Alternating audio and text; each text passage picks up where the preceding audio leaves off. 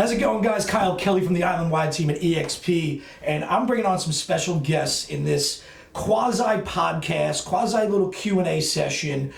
We get a lot of questions on a regular basis about different parts of the real estate transaction, and really we'll get a different response depending on who we're talking to. So sometimes the lender will want to tell us one thing where the title company is going to tell us another, and the attorney's going, no, no, no, no, no. It comes down to this. So I said, why not get an attorney, title rep, and a lender here to talk about the questions and the things that happen in a real estate transaction. One of the first things that I want to touch on with my good friend, you guys have met her before if you see my videos, Sharon Stark with Cardinal Financial, our loan officer extraordinaire. I want to go into real quick the three I's affecting the market right now, which are inventory, inflation, and interest rates. Okay. Which do you want to tackle first? I'm gonna jump right away at interest rates, because during our last video I made a little bit of a joke about interest rates and the four-letter word that started with F, which was for. And I thought that consumers and buyers out in the market back then were in for a little bit of a payment shock, because they were used to hearing interest rates that were really low, in the high 2s, early 3s, and then we were now talking about rates north of 4%. And it's my great pleasure to tell you that interest rates now have moved to the other four-letter word that starts with F, which is 5. Yeah. So this shocks a lot. And when people. you say back then, when we talked about this, we're only talking 2 months ago. Yeah. Right? We're only talking 2 months ago, we were talking about interest rates hitting 4 and how that's going to scare the consumers out there. Yeah. And really, I think what people need to understand that we've been talking interest rates for a while now, right? How long have we been saying interest rates will go up? At one point they were like, oh, realtors and lenders are crying wolf. They're never going to go up. Right. Yeah. So it shouldn't have come as a shock. I think the shock comes from how accelerated it was, right. How quickly it went from the 3s to the 4s into the 5s, right? And really that's just chasing inflation, right? That's really the reason that this is happening. Yeah, and so inflation is the enemy of interest rates. And it doesn't, we could complicate it with a lot of mortgage lingo, and we could have conversations with people and, PhDs with economics, but it's all going to boil down to inflation. That is what is going to drive interest rates higher and higher. But I want to say to the consumers that are out there now is this is exactly where interest rates should be. They don't want to hear that. I know that they don't, and they feel like it's artificial, that maybe rates will come back down. No. And I want to say that you should not dwell on that thought at all. I think one thing that we as realtors talk about a lot right now is we've set a floor. Right, so we're no longer setting ceilings; we're setting floors as to where this market is. And I said just about a year ago, when I was talking with Jeff Jimenez on one of my golf episodes, I said, we've established a new floor, or a new entry level for that first-time home buyer on Long Island, and that floor is now above $400,000. And interest rates, I think the floor is going to be above 5 for quite a while. Yeah, exactly. And I know when I was first shopping for a home, 15 years ago, interest rates were around 8. And it was normal, right? It was a normal market. Yeah. Interest rates have gone as high as what? 20 something? Double digits, at minimum. Exactly. So when people say, oh no, they'll come back down, there's no reason for them to come back down. It's not. All right. I think a normal sustainable market is actually between 7 and 8% interest rates. Right. Yeah. So we just have a history, a generation of buyers in the millennials that saw 2s, that lived in 3s forever, that when they see 5, they get really scared. Yeah. They say, oh my God. And rightfully so, because when I look at even a pre-approval on one of my listings, when an offer comes in, and they got a pre-approval 2 months ago, I said, no, I need an updated pre-approval literally as of today. Yeah. Literally as of at least this week, because they can't even afford, based on that pre-approval, what they were approved for 2 months ago. Exactly. All right, so things are changing. Things are changing in the market. And I've been saying, if you watch my market updates on a monthly basis, I've been saying at the end of them, what we need to pay attention to going into the spring is interest rates. Yeah. And we are in the spring. Along with the hay fever and the allergies, we've got higher interest rates. and we've got a lot going on out there. So let's not dwell on the negative for too much. I want to introduce our other guests. We've got Patricia Stein, Patricia Oliva. Sorry, I've known her for a long time as Patricia Stein from Liberty National Title Insurance Company, and you're based here in New York and Florida now, right? Yeah, in Jersey, Florida, South Carolina, North Carolina, Arizona, and Maryland. And Maryland. We gotta get you in Tennessee and then everywhere that my team covers as well. Right? We're going into all the states everybody's leaving to. Yes. Makes sense. Yeah. And we've got my good friend Kathleen Benedetto from the law office of Rick Cohen. Yep. Yeah. And so Ms. Benedetto Esquire over here, I've actually done quite a few deals over the past Yeah. 12, 15 years Had with the you as well. pleasure. Yes, it's been a lot of fun. So thank you for joining me. Let's go into then how buyers are presenting their offers, the offers that they're making, and what it looks like from each of your standpoints when an appraisal comes in short and the buyer has offered what we refer to as appraisal gap coverage. And I'm going to give you my immediate interpretation of that, and then I want you guys to debunk that. Okay. Appraisal gap coverage. First of all, I hear it a lot, and people go, "Oh, where can I buy that? Where can I get that?" This is not an insurance product. This isn't something you can go get. What we mean by gap coverage is that you're willing to cover a difference up to whatever amount you decide with your loan officer and your agent, but you're willing to cover a shortage in the appraisal. I'll take a case in point right now. One of my listings that I have, we had listed at $380,000. I think the appraisal is going to come in at $380,000. When I list a home, I look at what I really think it's going to appraise for. And we accepted an offer of $420,000 with a $5,000 gap coverage. Now, my immediate interpretation of that means the buyer will pay $5,000 above whatever it appraises for. And from the attorney's aspect, I was told, no, that's not what it means. Right? So to you, when a buyer presents an offer saying $5,000 appraisal coverage, gap coverage, what does that mean on the legal side? Well, the first thing is we need to see what you put together, because this is your deal. And I have to put your words and your understanding into a rider into the contract. So I would first defer to you and say, you represent the buyer, okay? I represent the buyer also. If the contract says it's $420 and the mortgage approval says purchase at $420, the sellers are going to be looking for $420. Right. Regardless of what the appraisal comes in at. If there's an agreement between the parties that the seller will go down and or the buyer will go up, that is interpreted very differently between the two of them. The seller wants the $420. If you put a $5,000 contingency in there, that's saying the seller is agreeing to go down $5,000. The seller is not going to agree to the appraised value out of the gate. So the appraisal comes in $380, like I anticipated. What happens? If you have a buyer that's getting an FHA mortgage or a buyer that's not putting down a substantial amount of money, they can't afford, they don't have the money, they aren't qualified to buy the house at $420. If my seller is willing to come down, your seller is willing to come down, that works. But that's not how it works usually. Okay. So what does that $5,000 coverage mean to you? And does it make a difference if you're FHA, VA, conventional? Does it make a difference on different products? It doesn't make a difference. Well, every scenario is going to be different based on what the borrower applies for and what they qualify for. So on an FHA loan, typically your buyer is only going in with 3.5% to 5% down.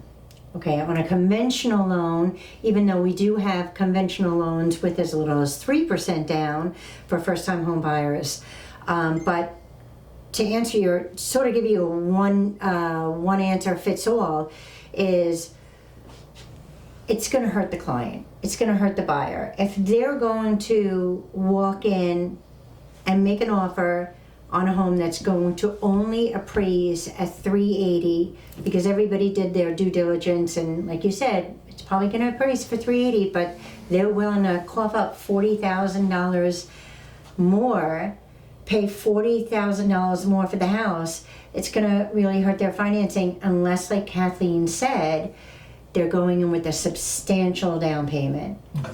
Where So it let's say, doesn't we, affect let's say we it. have a conventional buyer, 20% down payment. Okay, All right. I get a lot of agents tell me, well, it doesn't matter because they're putting 20% down, so it only has to appraise for X. yeah. Right? So we would do the reverse engineering. So we would do worst case scenario. If they purchase the house for 420 and it only appraised for 480, we're gonna 380. We're gonna do the math quickly in my head. So 20% down is gonna be $84,000, right? Off of 420, right? Yep. All right. So $84,000. That's their 20% down payment. 20% as a rule doesn't mean like it's like, you know, you're forgiven or it's not going to be a problem, because if it comes in even $5,000 short of that 420 and it comes in $5,000 short, you're no longer at a 20% down payment, and that pulls the PMI trigger. So basically, you're taking that down payment, you're pulling money from it to make up the difference, but now they're no longer a 20% down payment. Correct. It's the Now they lower might of have the it on. correct. It's the lower of the two. So financing is always going to be based off the lower of the two, the appraised value or the sales price. So if the appraised value comes in lower, our financing is going to be based off the lower of the two numbers. Right. And a 20% loan to value doesn't mean like it's a given or you're good. Oh, it Like, only has to appraise for, yeah, for this. yeah. Oh, we're good. It's still No. got to appraise for that full sales price. Right. No, There are strategies. We have like lender paid MI, and you know it's not a hard stop. It won't stop So- the transaction. As a listing agent, when we're presenting to our sellers a conventional 20% down versus an FHA 3.5% down, let's say they're both offering 420, Right. right? One's got a better down payment than the other. They both offer the same exact gap coverage Of 5,000. of $5,000. Which one's the stronger offer? I'm going to tell you, this is something that we see every single day. Just because it's a 3.5% down FHA loan doesn't mean that the terms and conditions of that offer are any stronger than the, 5 or 10 or 15%. I'll be real, the 20% down could be better terms, but you really need to know your loan officer. You really need to know the lender. You really need to know that those funds have been verified and everything else. It's not one factor is going to make or break a deal. I know the factor that everyone's going to comment on and throw at me. What about the FHA Amendatory Clause? All right. It states that if it doesn't appraise for full value, even if they've offered that appraisal coverage, that gap coverage, they can walk away. Right. So does that supersede the contract? The rider that includes that gap coverage supersedes the FHA mandatory clause in So our the contract. Amendatory Clause does not kill the fact that they've offered a gap coverage. The rider controls. The rider Yeah. controls. Good. You heard it here, guys. Now, what we really need to do is prepare our clients, whether we're sellers or buyers, for the fact that this is going to happen. We're dealing with this every day. We're getting the buyers coming in 20, 40, 30, $100,000 over sometimes. And they think everything is great, and then when the appraisal comes in, they're assuming that the seller's going to come down and it's going to meet them where the appraisal is. The sellers, on the other hand, are assuming that 420 number is the number, the magic number, and that the buyers are going to be stuck with it. And it's just not And the case. we've listed at 380, right? We've had the conversation that your home is worth 380, and if you got 380, you'd be happy with that, right? And then what happens? They get starry-eyed when the Absolutely. 400 and the 410 and the 420 and the 435 offers start rolling in. So guys, don't get starry-eyed.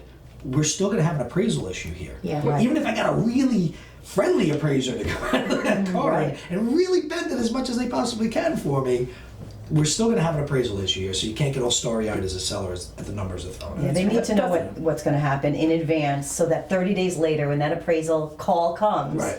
they're not looking at me like, how come I never told them that this was a possibility? And they're not looking at you saying, how the hell am I in this situation when I thought everything was going to be great? And even if we have an appraisal writer, that gap coverage, I'm still getting the call, no matter which side I'm Yeah. on. If I'm the seller, to make sure that the price stays the same regardless of the coverage, and if I'm the buyer, to make sure it comes down to the appraisal. And even with those contingencies in the contract, either side may want to back out, give the buyer their money back, or the buyer's going to ask for their money back. And what we're doing now is, in that situation, like using your 380 list price and a 420, any lender can do this. It takes a little bit of work, but here's the truth: that you're being very transparent and very clear with the buyer coming in. You're going to buy it for 420, and you're going to put 3.5% down, and you qualify, and you know. But if it comes in at 415, 410, 405, 400, 380, and we tell them, we show them the difference of, you agreed to buy it for 420, it only came in at 380, but you're going to know up front the worst case scenario. Here's what the bank's going to lend you. Here's what we're going to give you. With. Exactly, 100%. Yeah. So loan officer should be giving that worst case scenario. Yeah. And like I said, what if it came in here? What if it came in here? What if it came in here? Sometimes when we do pre-approvals, we ask for a pre-approval, right?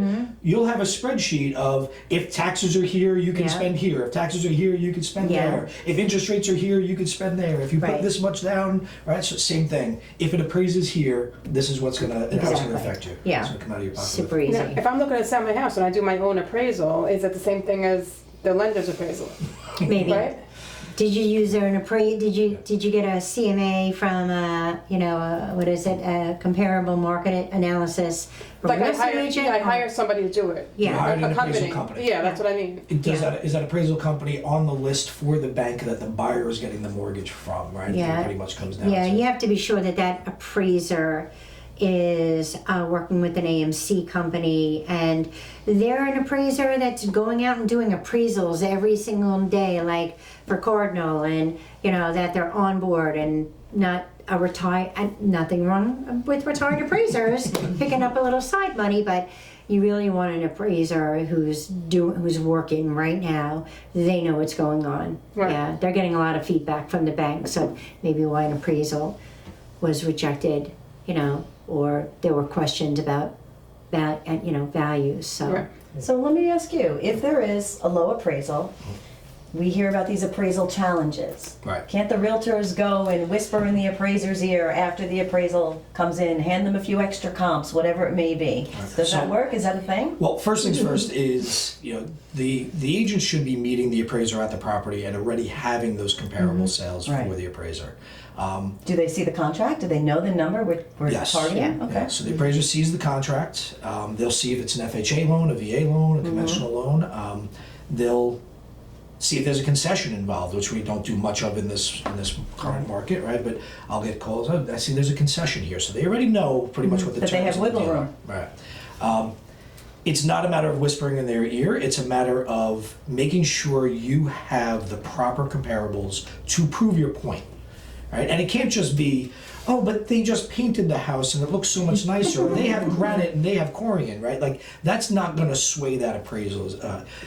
What's an appraisal, right? I think that's what we always got to go back to. What's an appraisal? An appraisal is an opinion of value at the time by that person. So your opinion may be different than my opinion, different than your opinion, but it's an opinion of value, right? And if that appraisal does come in short and we have some comparables that we can show, hey, proof is in the pudding. This is a comparable that you missed. Maybe you didn't see it. Maybe it wasn't closed by the time you pulled your comps, but now they're closed. And we can actually show you proof that we need this to be changed. I'd say 7 out of 10 times we'll get the appraiser to get on board. Okay. So pretty good track record with that. However, I'd say only 1 out of 10 times do we actually have the proof in the pudding. Right. Right? They're usually doing their job. They're You're working usually off the same pulling the paperwork same there. comps. And Right? is it 6 months and 1 mile? That's what I've always been telling my clients. I think we'll get an appraiser on to talk about what their stipulations are. Yeah. But if it's closed in a recent, Right, so it has to be history. the most recent closing with the most comparable to the property within a certain distance of the property. Right. So there's a lot of guidelines that the appraisers have to follow, and we'll get an appraiser on to talk about that as well. Good question. But we've done it too, where we've said, all right, we've got an appraisal shortage here. Sharon and I have gotten on the phone. We pulled comps together. Yeah. What about this one? What about that? They're already using that one. Oh, they're right with that one. Oh, Yeah. It's really it's kind of hard to prove your case sometimes. Yeah, we found the most success that you will have is find the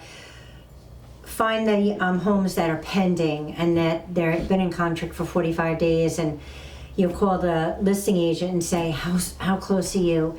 And they'll be like, oh, we're closing on Thursday. I'm like, okay, well, could you tell me now? Was it within, this number and that number? And by that time, or if it's been scheduled or they know it's pretty much a done deal, they'll say, yeah, it's around there, or this would be a good comp for you, So, that's good information to share. Shifting gears a little bit, I want to get Patricia involved a little bit here. First things first, let's talk about what is title. What is title insurance? What does it mean when we're saying, oh yeah, title's running it, or they're running title, and you have to get title insurance? And just kind of explain that a little bit to me and to Sure. who's watching. So title insurance is what gives you ownership to the home. It ensures that you own the home free and clear. So when we give you title insurance, we make sure that the property is clear from a 40-year history. We're checking for any prior owner liens, such as any judgments, any unrecorded mortgages against the house. Red light camera tickets is the newest lien that we're seeing. Nice. We're checking to make sure property taxes are paid. We want to make sure before we give the buyer ownership that they own the home free and clear.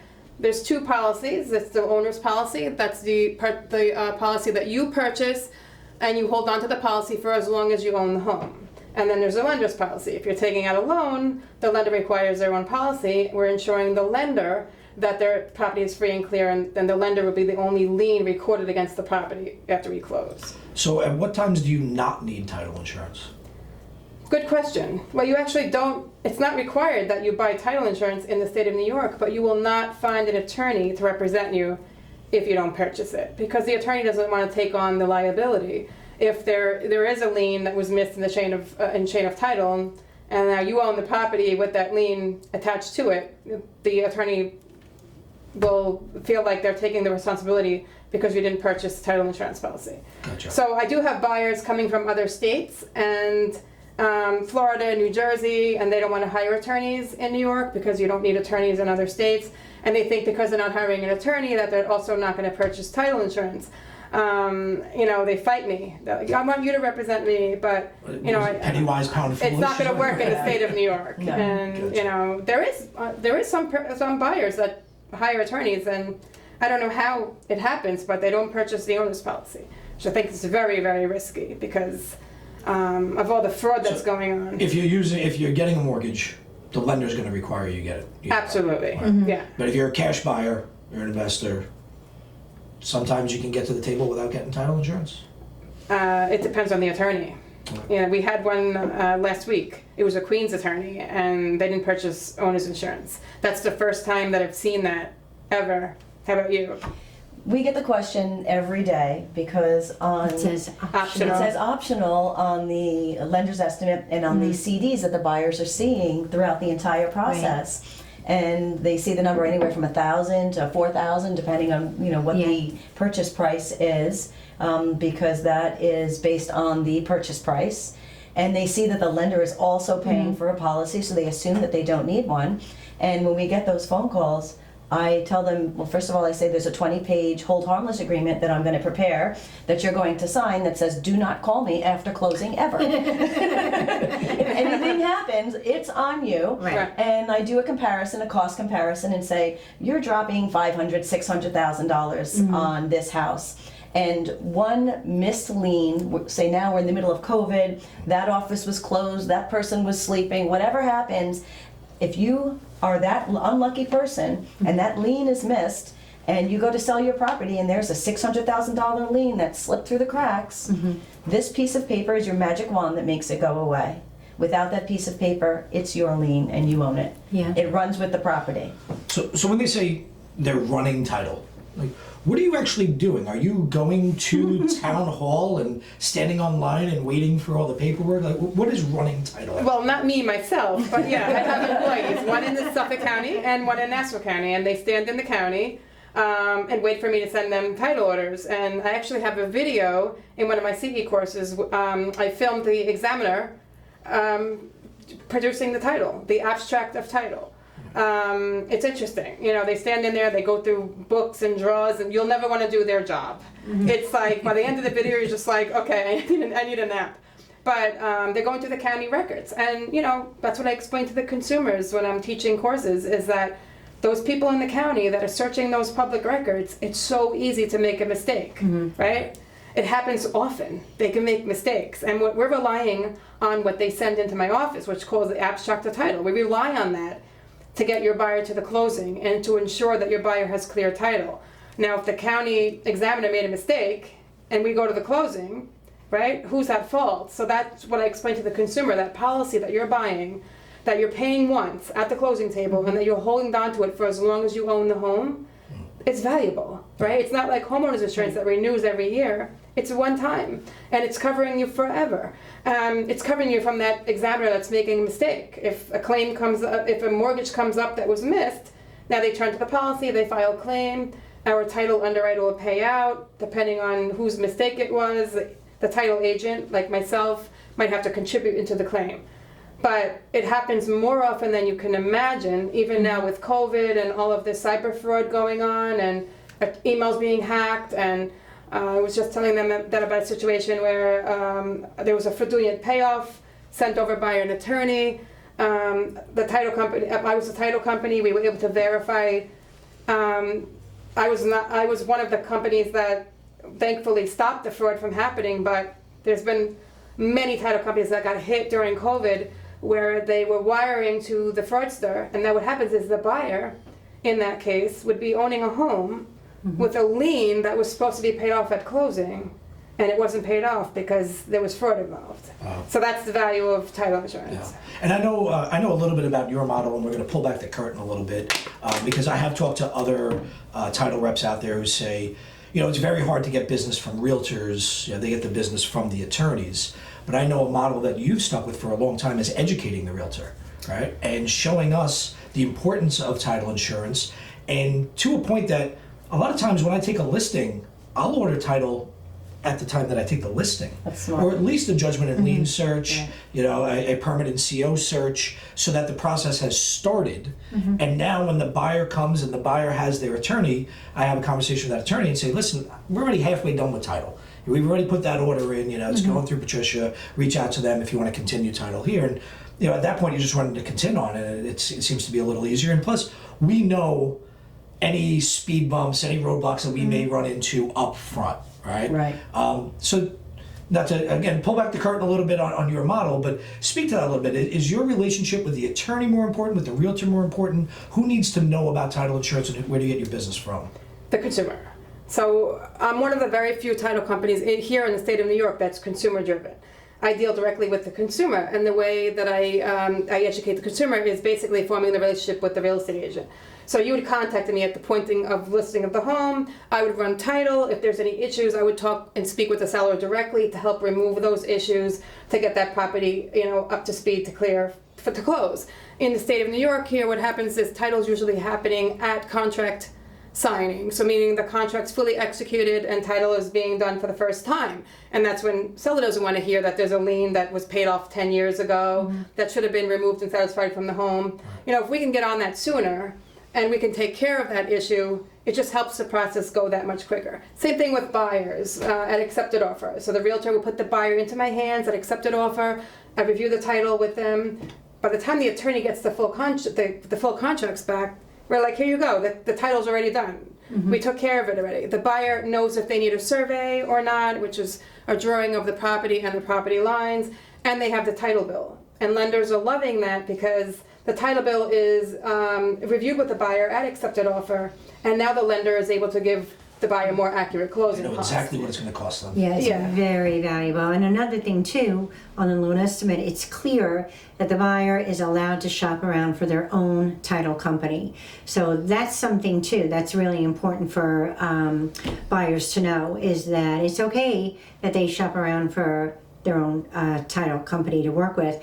The only thing I have to say is that make sure you do your due diligence and get a referral from somebody of, hey, you should be working with Patricia Stein. She's been doing this for 100 years. She's very well known and respected in the industry. A lot of the attorneys know of her.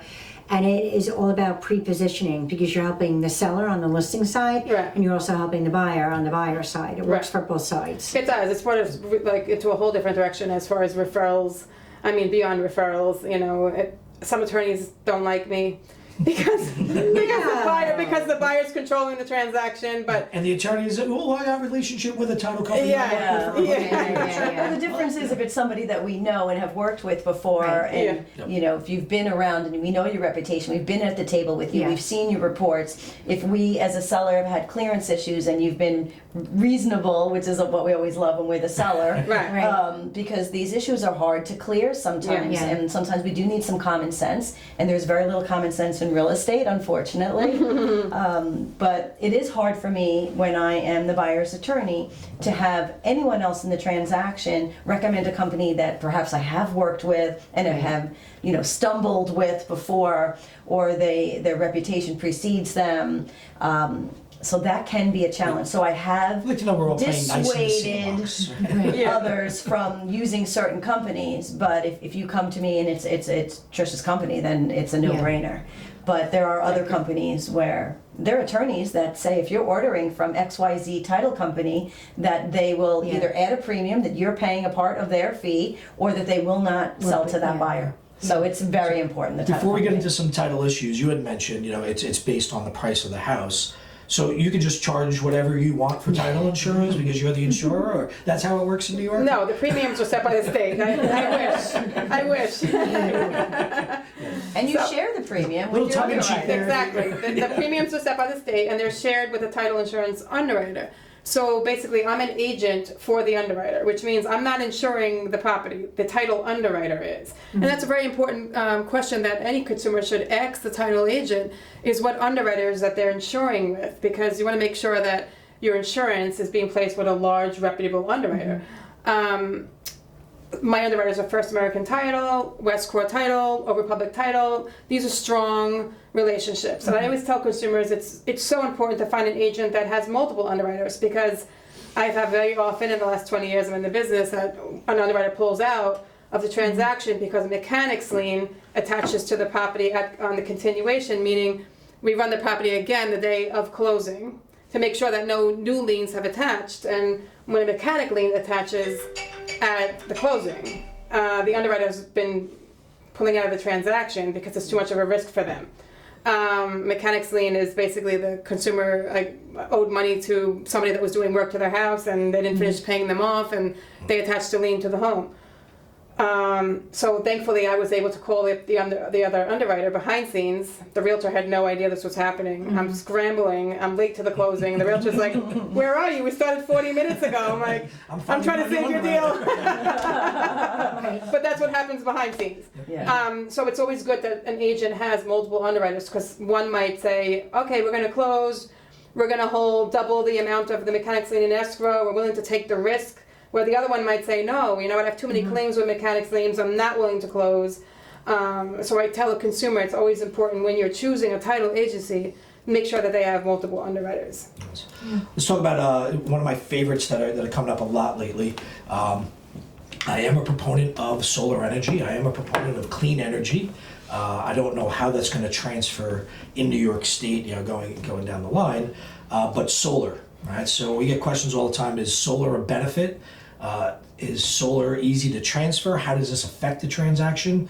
And I've turned to you most of the time, right? Because from a lender's aspect, I need to know how this is going to affect the buying side of it. I don't know, everybody's standpoint on how solar, if a home has solar, how does that affect the transaction? Yeah, From a well, there's lender's different ways to have solar. You can own it outright. You could lease it. There's also something that I don't have a lot of experience with, a purchase power agreement. But for the financing point of view, is that if the house has solar, we're going to qualify the client with the monthly lease payments, because that's going to be part of their monthly housing expenses. So it's no longer a part of the home; it's an actual payment. That Well, it affects depends. their If you, DTI, it's a or- PS, 100, yes, DTI. exactly. So if you own it outright, then there's a benefit because you own it outright and it's paid for. So the new homeowner just reaps the reward of having lower household expenses and energy costs, okay?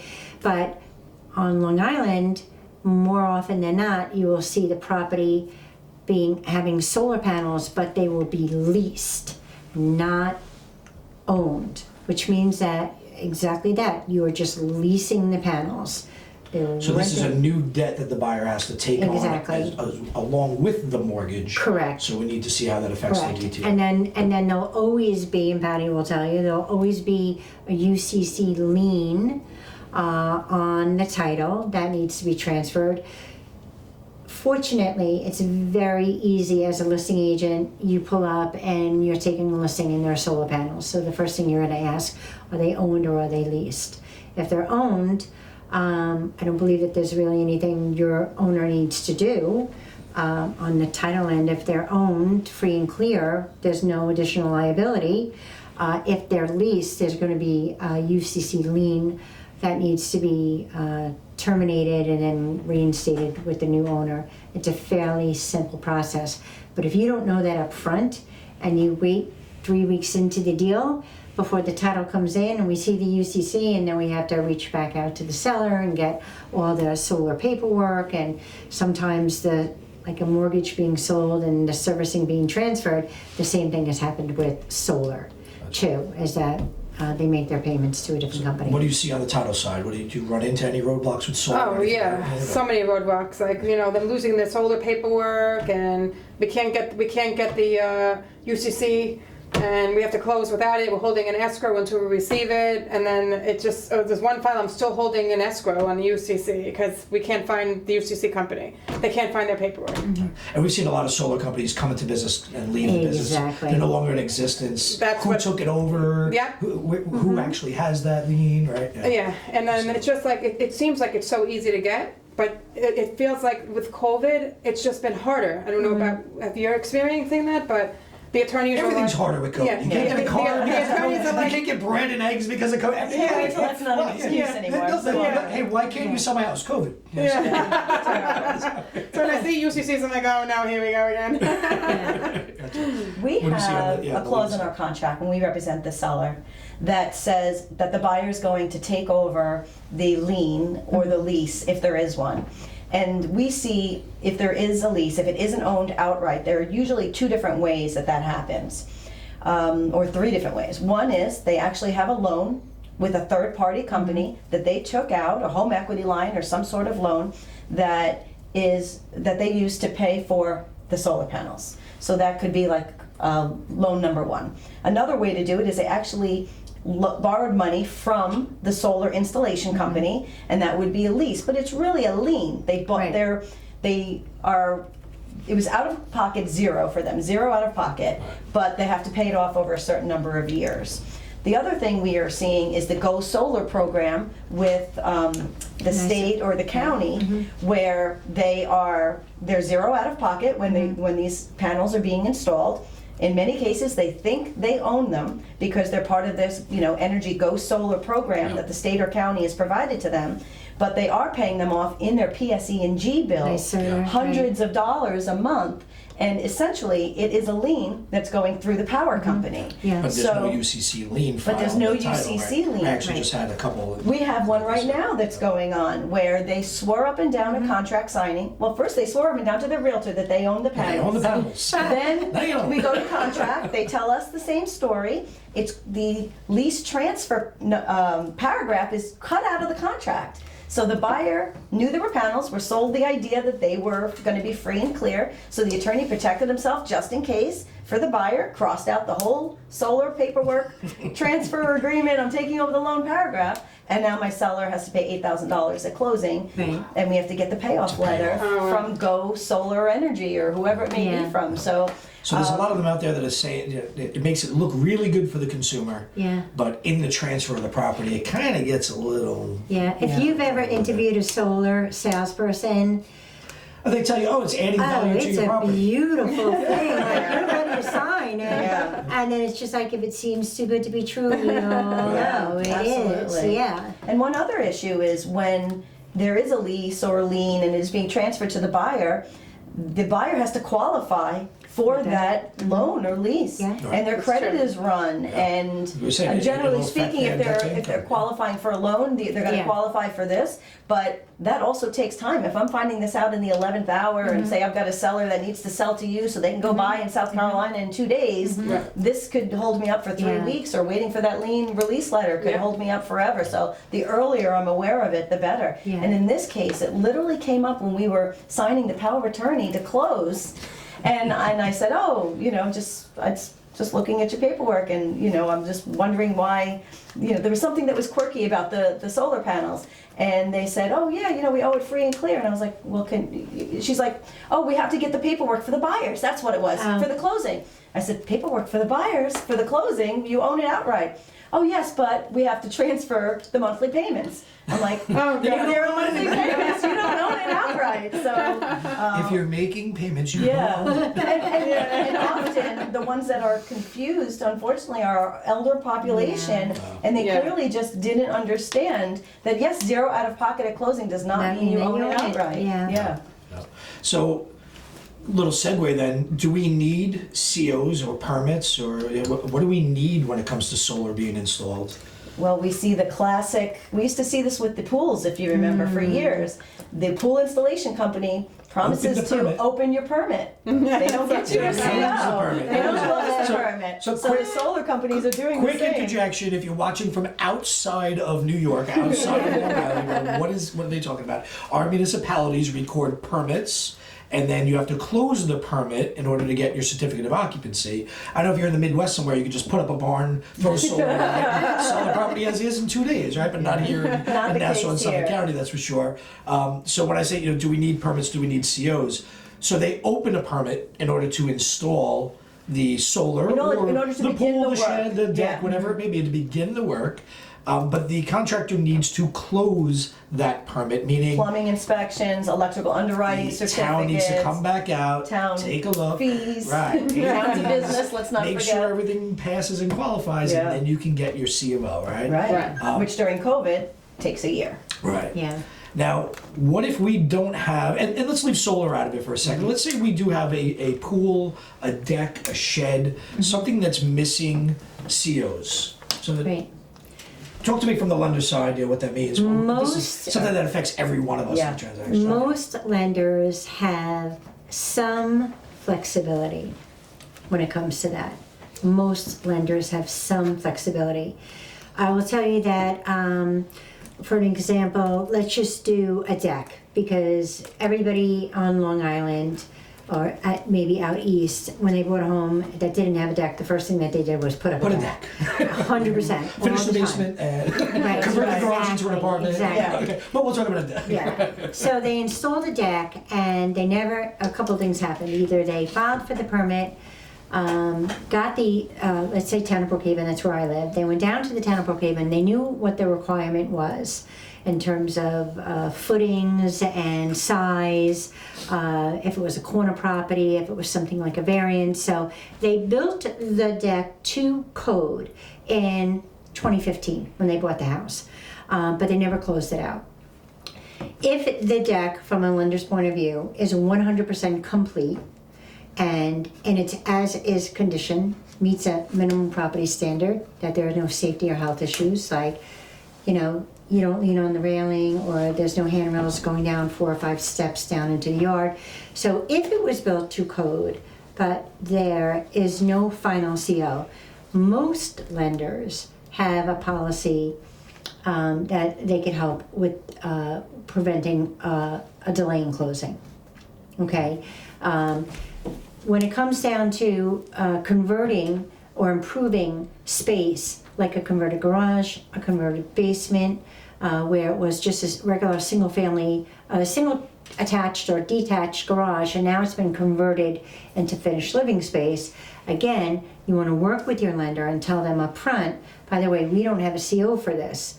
Right out of the gate, any lender is going to require that any improvement for work that was improved upon or converted is that it's 100% complete. So there can't be any exposed wiring, pipes, sheetrock down to the stud. So it's not like you applied for the permit to convert it, you ran out of money and then you had to sell the house. Now you're selling it as is with an open building permit and improvements not completed. So, open building permit, you still have some flexibility there. Yes. Okay. Again, we're going to want to make sure that whatever that permit is for, whatever improvement or renovation that permit is for, that work has been completed. So we're telling our buyer, no problem, we got a lender who can get this closed. Correct. Title comes in. Title can ensure with or without open permits. So we're just disclosing it. We look like the bad guys because we ordered the certificate of occupancy from the town and we disclosed it.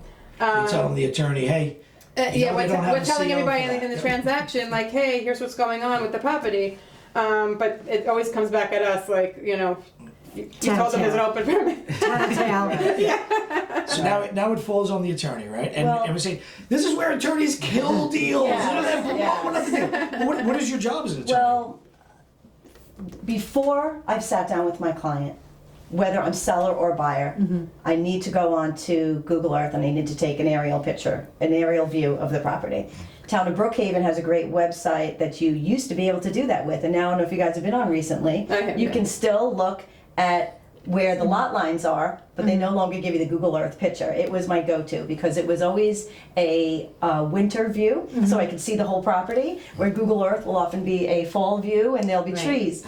But my due diligence is to see the property first, go onto the MLS listing.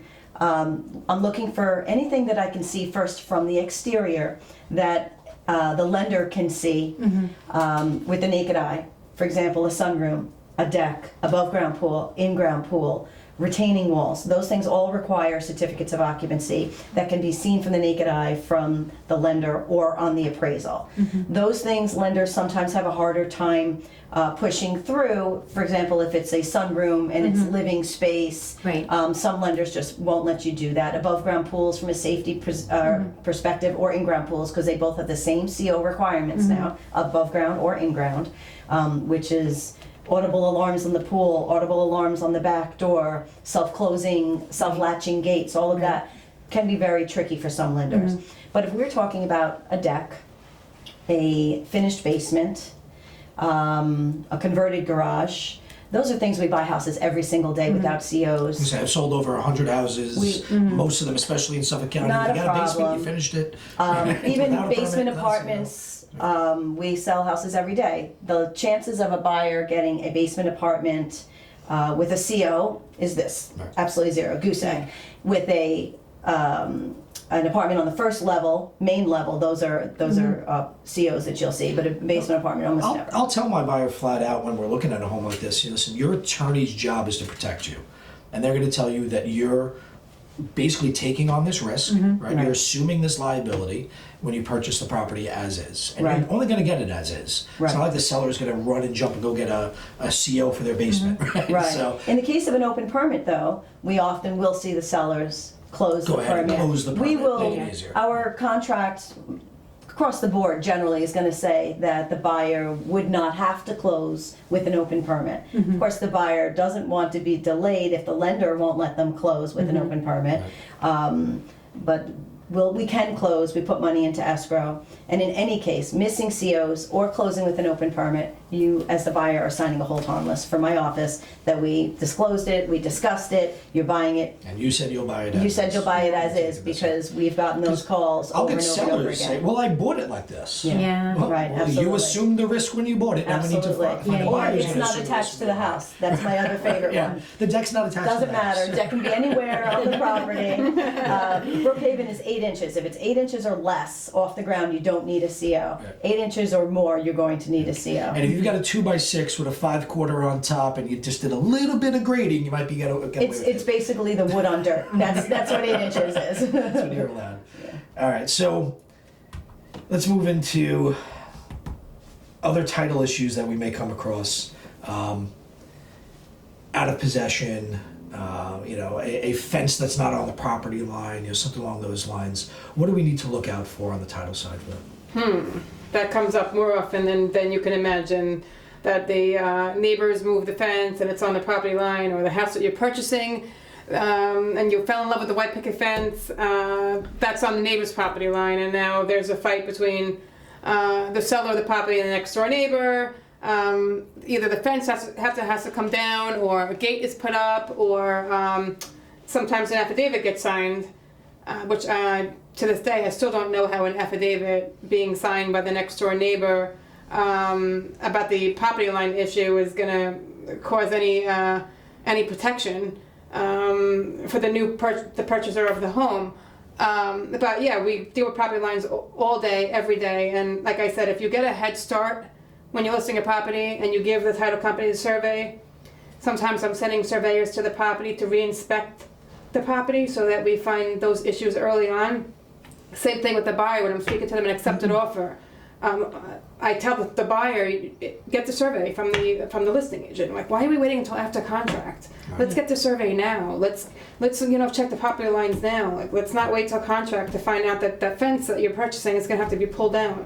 So I've actually stopped a lot of that from happening from doing it early on. Yeah. So I'll say, like I said, as soon as I take that listing, as soon as we have an accepted offer, it's let's get all this information into title's hands right away. And if we have a survey, if we have the previous title insurance, right? Right. Let's get that into the attorney's hands right now. This way we can, all right, we only have to run it from here. We don't have to do 40-year look back. We could run it from the last time it was actually insured, if it was underwritten by a quality company, right? Right. So I want to make sure that all that is disclosed and provided to the attorneys up front. Right. I'm a homeowner, and I want to avoid some property line issues. I'm putting up a new fence. I get this all the time.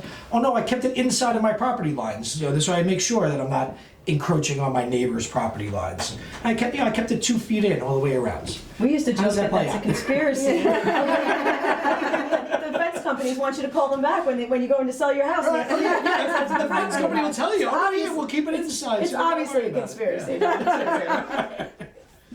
This is our issue when we are buying a property, and if this is a property line and the fences are cutting off, you don't have access to some of your property. Right. If I can't step onto every inch of the property that I'm buying, I don't have access to it, and then the potential for the neighbor who does have access to my property, because my fence is inside, they can touch my property.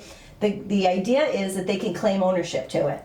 And the reason we do the affidavits and the boundary line agreements, which are filed with the county, is to avoid litigation from the neighbor to say that they have an ownership interest at some point later. Yeah. And there's a rule, we call it O.C.E.A.N. It's open, continuous, exclusive, adverse, and notorious, way back from my law school days. That was... Adverse possession. Adverse possession. If you know it, and you are allowing it to happen, and your neighbor is using it, and their flowers are on it, and they're mowing it, and they're watering it, if the rule was 10 years, if after 10 years they wanted to make a claim to ownership to that little strip of land, they could. Yeah. Now, why someone would pay an attorney $15,000, $20,000 to litigate for 2 years to get a foot is beyond me. But people do it. They do it all the time. They do it all the time. And then we have arguments between homeowners about the survey lines. Right. My survey says this, the neighbor's survey says that. Who am I to say otherwise? There's books at the county center that's supposed to say exactly what the lot lines are. And these are licensed professionals that are guaranteeing these surveys. Right. But the reality is that it's subject to human error, just like everything else that we're doing. So it's like the umpire blowing the call. And half of those surveyors aren't even around now. Right. So who's liable for I know, that? it's so It all true. goes back to good fences make good neighbors, right? Good fences make good neighbors. And then we have the problems, like one of the solutions is to put a gate in. Yeah. I can't get my neighbor to move the fence. It's their fence. It's on my property. Are we going to fight with them for 10 years? No, I'll just put a gate in between our properties. Well, good luck putting in a gate in your Yeah. neighbor's Neighbor's fence. fence. Yep. And what Yeah. if they have a pool? What if Yeah. I have a pool? Yeah, I know. There's a Yeah. liability issue Yeah. there. Yeah. What if you have a toddler and they can access the gate to get into my pool? Do I want that as a homeowner? Will my homeowner's insurance insure it? Yeah. Yeah, I have a It's deal an going issue. now that they're fighting, and you can't even use the land. That's like all wooded, and they're fighting over this land that you can't even use. And it shouldn't have to come to that I point. remember I had an issue, and you were my loan officer, you were the title rep, and we needed an affidavit from the backyard neighbor who was on vacation in order to close. Right. I said, what if I go over and knock down that fence? the fence doesn't exist, then we don't need an affidavit. So the seller allowed me to go over and knock down the damn fence. We've seen Yeah. sections of fences being removed. We're good. Now there's no fence here. No, we not had, ideal. We had one too, and the neighbor said, as long as I get to keep my chicken coop, then I'm fine, because that's what was on the other side of the fence. Yeah. As it was, the buyer that was buying that property had a whole bunch of land on the other side. He didn't care. And he wanted to make the neighbor happy, being the new homeowner, get fresh eggs, and there you go, right? All right, so I'm going to put everybody on the spot now.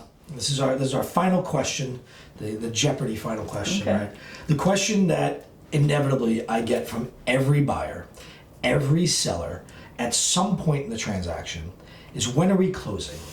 Oh, I love New York. When are we closing? Right. Well, and that a plays good a point. big point, because a lot of our sellers, a lot of my sellers in recent years are relocating out of state. Right. And I bought property in South Carolina, Tennessee, Pennsylvania, and I'm told, here's your closing date. Like the day I signed my contract, Right. here's your closing date. Within You're 30 days. Here's when you're closing. And I go, well, can I close next week? Okay, we'll move it to the 7th, right? Yeah. So in New York, right, we don't do that. We do an on or about closing date in the contract. When are we closing? From the lender's point of view, when are we closing? If I'm asking. Yeah, and it is. It's the question that gets asked every time, several times throughout the transaction. And at first, so the process starts, you look for a home, you find a home, you make an offer, your offer's accepted, you do a home inspection, you sign contract. And on that contract is what's known as the on or about closing date. But well before that, you should have an idea of when you are closing. When can the seller vacate? Does the seller already have some place to go? When are you going to be ready to move in terms of school year, children, the sale of your home, the vacancy of the property of where you live now? So let's just say you're the luckiest person I know, and all of that falls into place on a day that is agreeable to the buyer and to the seller. So from the bank's position, I always thought with my clients was, well, when do you want to close? Not to make it that simple, but when do you want to close? And we'll get close to a date, and this starts before they even find a home as they're making offers, because that could change from the house that they saw on Washington Avenue to the house that they love on Lake Drive to the house that they saw on First Street. All those sellers may or may not be ready to vacate when you're ready to vacate. But let's say it's a vanilla loan and everything is perfect. Typically, you're going to close as soon as title is clear, because by that time, Oh, where's that buck? Oh, let's pass the buck. because honestly, by that time, listen, we've all been doing this long enough, and Patty brought this up. The sooner the better. Bring me in the loop sooner versus better. Same thing with your attorney. Everything is very transparent. Everything is full disclosure. Everything is about, I say this all the time, pre-positioning. Everything. So we've done transactions hundreds a year that we can almost forecast that's going to be a problem. We're going to need more time. This is going to be a slam dunk. One buyer, one job, one bank account. I'm usually told, oh, everything's moving along great, title's in, everything looks good. Yeah. We're on track. So I'll Right. tell my seller, expect about 2 to 4 weeks outside of on track. Yeah. So she just said, when glass is title's half clear. empty. Yeah. When title's clear, we're good, right? Okay, so when are we closing? So it's hard being on title in New York because there's so many people involved, right? We're relying on sales attorney to send us information where he's not working or she's not working on that one file. If she's got, or he's got multiple files going on, and we're at the mercy of that attorney. Like we can't call the seller and be like, hey, we need this. We can't call the listing agent and be like, you know what, can you help us get this document from the seller, because then the attorney gets annoyed. So we wait and we wait and we wait, and we're trying to, sometimes we just need one document to get us to the closing table, but it took sometimes the attorney like a week and a half to get back to us. So again, the sooner we get back at Yes, not going to the attorney. the sooner we get on it, the better off we are. Right. The sooner that you engage with the title company, the quicker we get to that point. And But sometimes you're held also at the mercy of, if it's the incorporated village of Port Jeff, Yeah. or then you can call every day and they're Right. gonna be like, no, Yeah. no, Right. not yet, soon, Exactly. call next week. Yeah. So you're at the mercy of the other people. Right. So oftentimes I'll call the attorney and say, hey, when are we closing? And they'll say, well, we don't even have to clear to close yet. Yeah. Like Holly, Then it goes back to you. So That's exactly what I'm I'm a seller. I'm buying down in South Carolina. They're telling me that my closing date is on the 14th. Right. We had an on or about of the 1st of that same month. Am I going to be able to close by the 14th so that I can Probably close on my not. next property? When am I She does the closing? rest of the sales attorney. Well, sometimes the realtors, but realistically, the dates are prepared during the negotiation process. They're established by you guys, and we take that lead. And sometimes we can tell based on whether there's a solar contract, is it a co-op and I have to get stock and lease? Are there open permits? I can tell from the moment I'm looking at that sales agreement that I'm not going to be able to meet the expectations of the parties that were at the negotiation table way before I came on to the deal. So we try to, at contract, make it reasonable with what's really going on. We do ask our sellers, where are you headed? And what happens if you have a date certain somewhere else and I can't meet that date? Do you need the money from this to go into there? Most of the time the answer is yes. Yeah. They can ask for extensions out of state, and often they will get them once without too much of a problem, understanding that they know what a New York transaction is like. But once they start asking for more than one extension or more than 15 days, it becomes problematic. But we can gauge from the beginning with a little bit of detail, oriented information gathering about the property, about the seller situation, about the buyer situation. The buyers could be getting kicked off a couch somewhere. Their lease could be expiring. Right. They could be living in mom, and mom is selling with mom, and their mom's selling. With all of that information, we try to come to as close a time period as to what's realistic as we can. But generally speaking, on or about should be 60 days from the date we enter into contract. On or about by local custom means the date in the contract has a 30-day window attached to it. So if it's on or about May 1st, it anticipates a closing between May 1st and June 1st. Right. If I have a full 60 days, that's reasonable. If it's on or about that 60th day and I have 90 days, that's best case scenario. And everybody in the transaction should be able to get us to the table. Title. What about and these lender. lenders that tell me all the time, we can get this closed in 15 days? No problem. We can get this closed in 30 days. I tell no you, problem. I get it from lenders, loan officers all the time trying to Not sell me. I don't know. I say 30 days, not I me. don't know how they say that when they don't have title in front of them. Right. You can't put Exactly. any time frame on a closing without title. Right. Yeah, I mean, and everybody says, look, in the beginning when the question says, how soon can I close? I say, how soon does everyone want to close? Because not just you. I mean, so again, like best case, my guy's ready. I got, the vanilla loan, one guy, one job, one bank account, no gift, no sale of his home, and he's been pre-approved, and there's nothing left for him to do. 147 transactions in the past 9 years. I You've don't think I've had that yet. You've had a couple of them with me, but again, it's all about the communication is key, and we've all been on the other side of the table where they'd be like, call the attorney, or the listing agent never told me, or I'm waiting on the title. We've all been there, so Right. it all boils down to is know who your partners are and know who you're doing business with, and like you said, certain title companies, you're like, maybe not. Maybe we should reconsider. What happens? So we have an on or about date. Right. And you said there's a 30-day window on that. So May 1st, on or about closing, could be June 1st. Right. Right? What happens when that May 1st passes? Well, if everybody in the transaction has been prepped properly, they understand that that's not the date for closing. Doesn't mean anything, right? Doesn't mean anything. I often say it's picked out of thin air. It's a target date.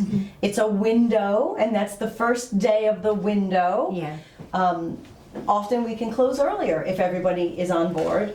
Often June 1st comes in that situation. So what happens when June 1st? That's New York has no penalties in our contract. So we can have an on or about date of May 1st, everybody thinks it's closing between May 1st and June 1st.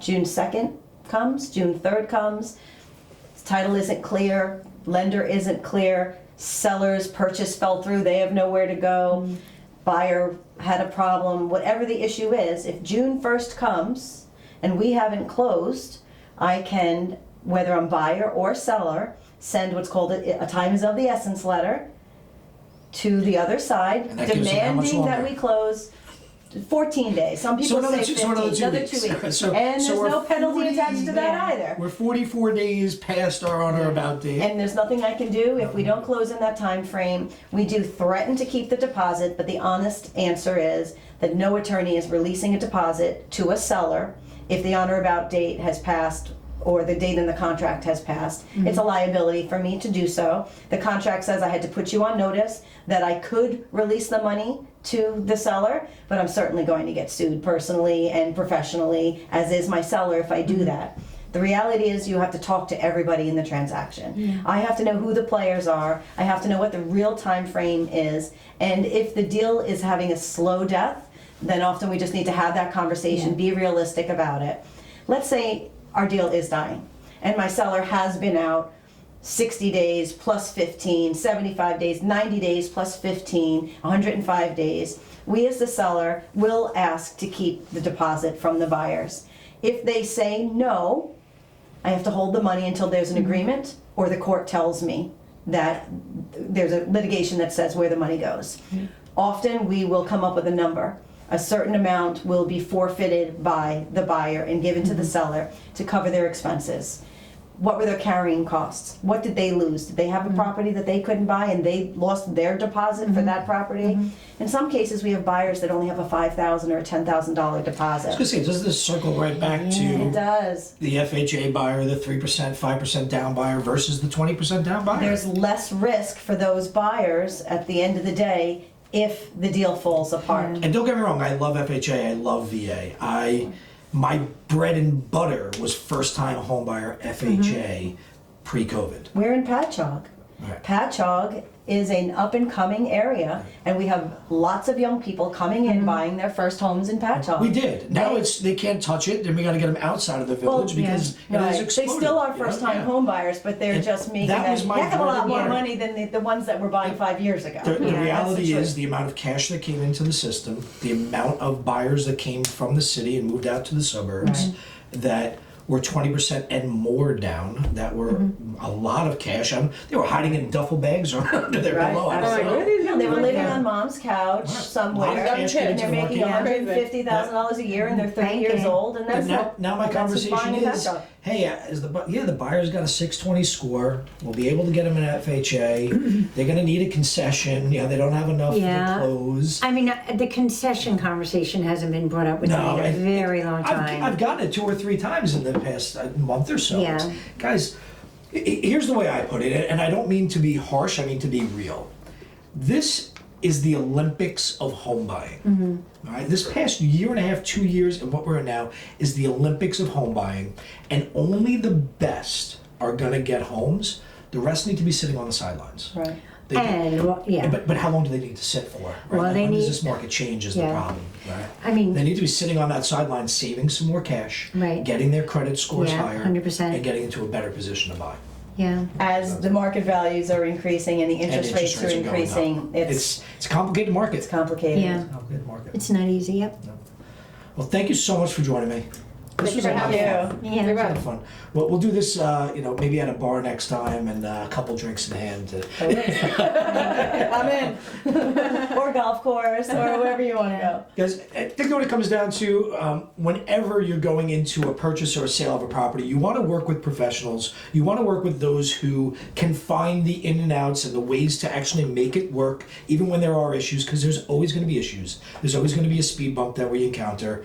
And working with people that play nicely in the sandbox together, that can get the deal done, I think really is key. Following the lead of your realtor and who they suggest you work with.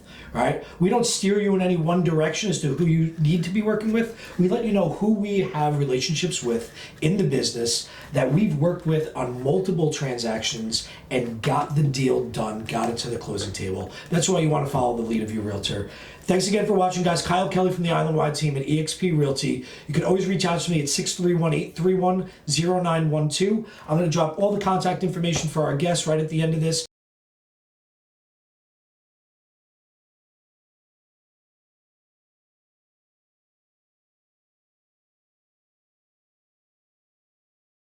Make sure you follow, make sure you like, make sure you share this with somebody who's thinking about buying or selling a home so we can get the information to their hands. Once again, thanks for following, thanks for watching. Thank you so much, guys. Have a great night. Thank you. Thank you. Okay.